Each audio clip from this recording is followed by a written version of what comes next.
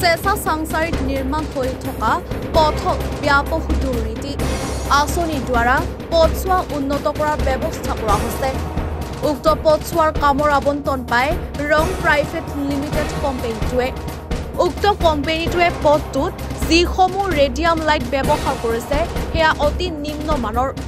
কোনো ধৰণৰ নিয়ম নীতি নমনাকৈ নিশাৰ আন্ধাৰত ঠিকাদাৰে অতি নিম্নমানৰ কাম কৰাৰ অভিযোগ। ব্লকসমূহ ভালদৰে ছেটিং হোৱা নাই।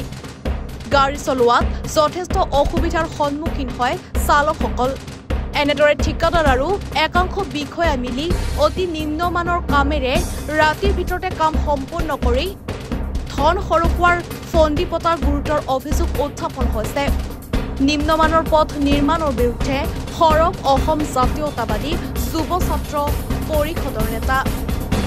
কমলপুৰ সমষ্টিৰ অন্তৰ্গত বোৰকাৰ পৰা তলিয়ালৈ মুখ্যমন্ত্ৰীৰ উন্নত পকীকৰণ আঁচনিৰ অধীনত যি প্ৰায় 8 কিলোমিটাৰ জোৰা পথ নিৰ্মাণ কৰি থকা হৈছে, এই পথটো নিৰ্মাণ কৰাৰ লগে লগে ইয়াক বহলীকৰণ কৰা হৈছে আৰু ইয়াক উন্নত কৰা হৈছে। গতিকে এই পথছোৱাত আমি বহুতো বিসংগতি দেখা পাইছোঁ।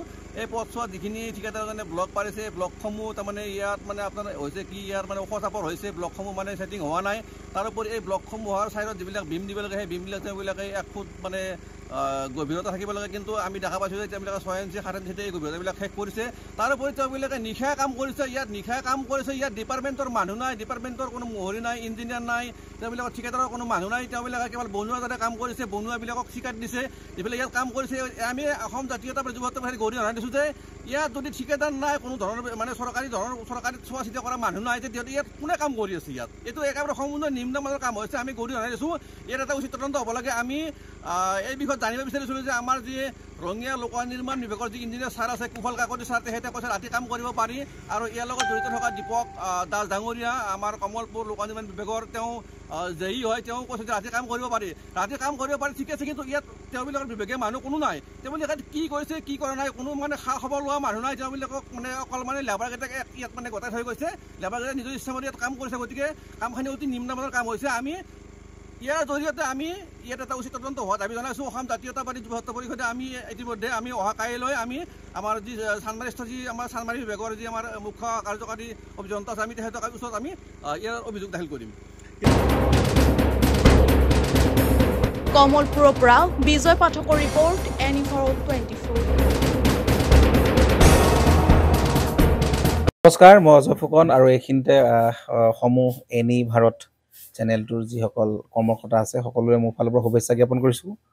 অসমৰ আচলতে সংবাদ জগতত নতুনকৈ আচলতে এটি আত্মপ্ৰকাশ ঘটিছে আমাৰ নিউজ চেনেল NE ভাৰত। আৰু NE ভাৰতৰ এটা খুব ধুনীয়া এটা অনুষ্ঠান হ'বলৈ গৈ আছে।